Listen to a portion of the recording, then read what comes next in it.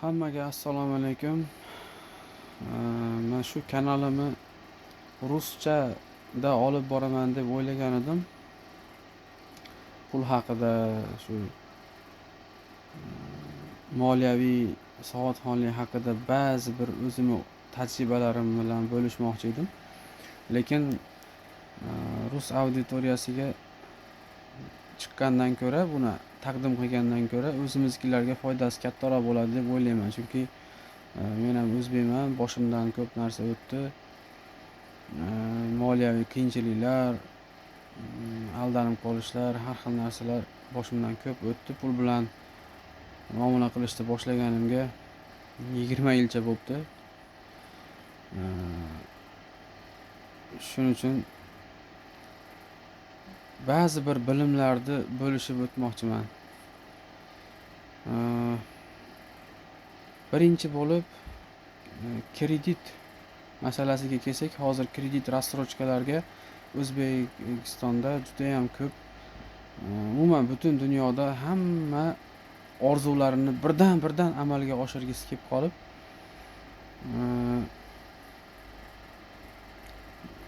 shunday bir narsa olishni xohlasa, unga pul to'plash degan narsa yo'q bo'lib ketdi.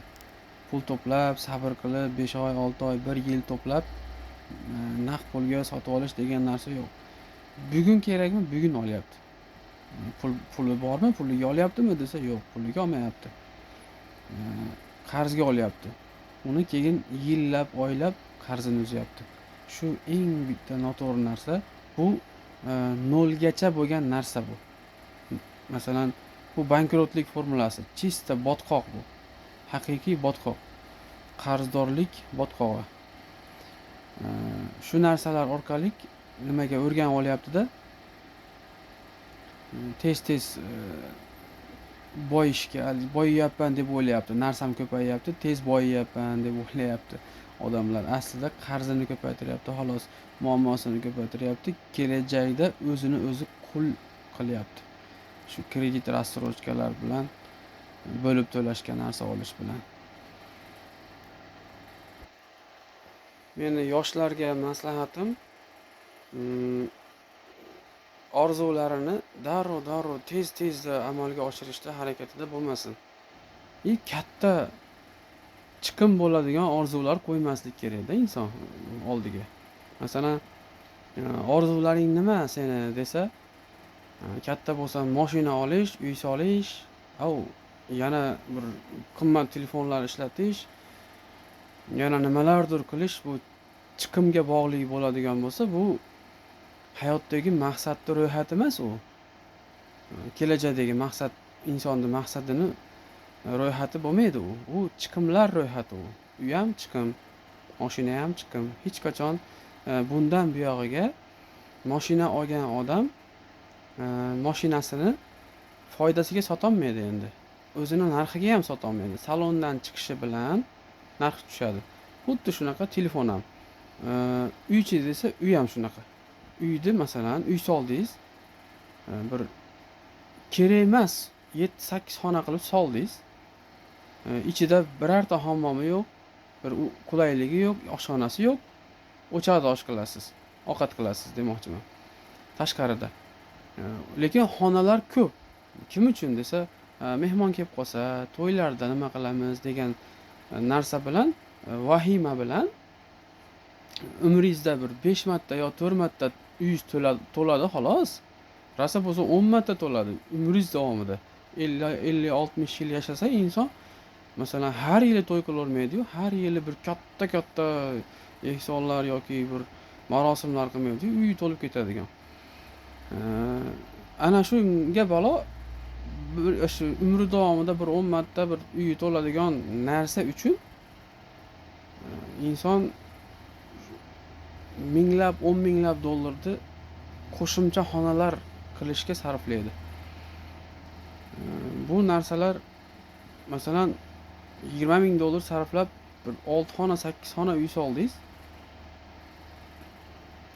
Unga bir 5 yil umringiz ketdi kamida.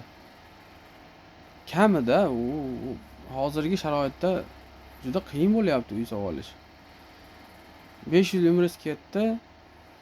Shuncha xona soldingiz, lekin hali ham kamchiligi bitgan yo'q uyingizni hammom qilish kerak.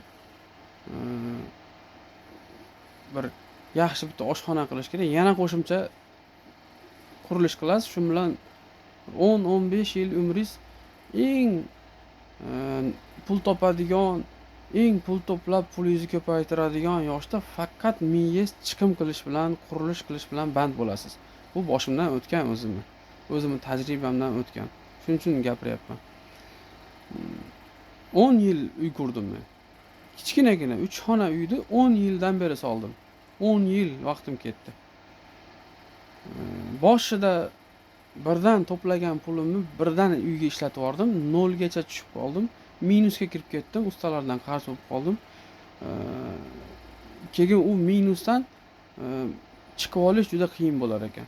Minusga tushmaslik uchun nima qilish kerak desa, uy solasizmi, mashina olasizmi, oddiy telefon olasizmi, duxovka, xolodilnik olasizmi, o'zingizning naqd pulingizga olib va naqd pulga olgandan keyin sizga bir 6 oyga yetadigan pulingiz yoningizda qolish kerak ekan tirikchilikka. Oilangiz uchun doim xavfsizlik yostiqchangiz turish kerak ekan. Kamida 6 oy.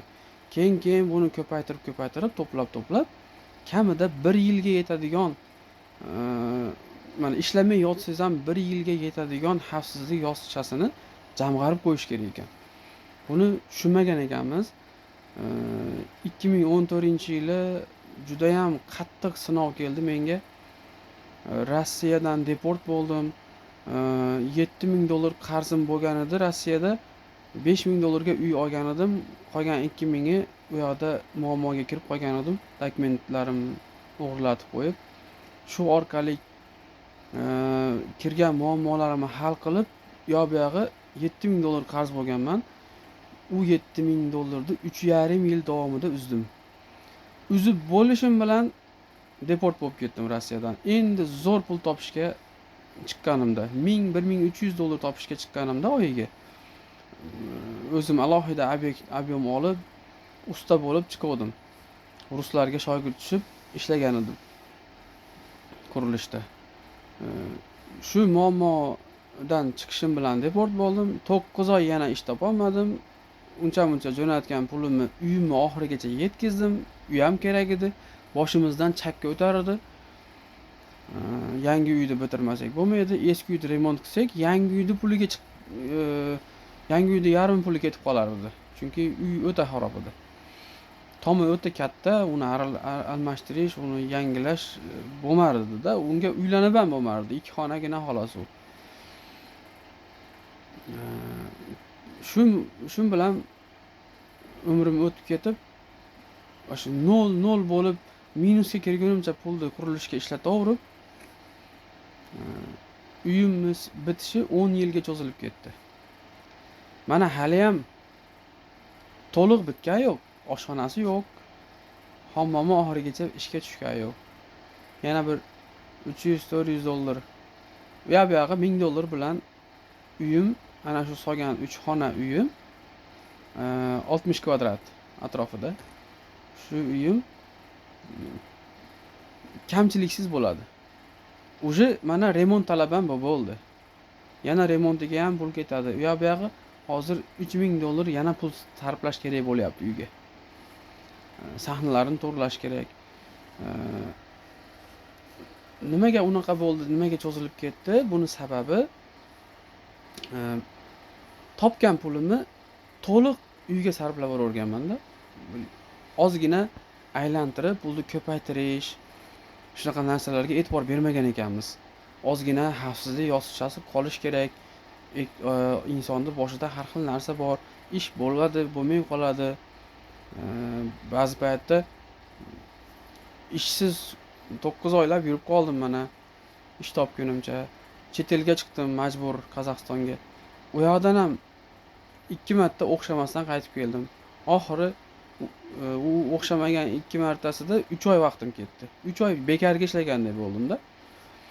Keyin yaxshi ish topib olib, uje 4-oy, 5-oydan plyusga kirishni boshladim. Unda ham birinchi bo'lib qarzlarimni uzdim. Shuning uchun men yoshlarga aytaman, yosh kattalarga ham $10,000 kam puli bor odamlar meni eshitishi kerak.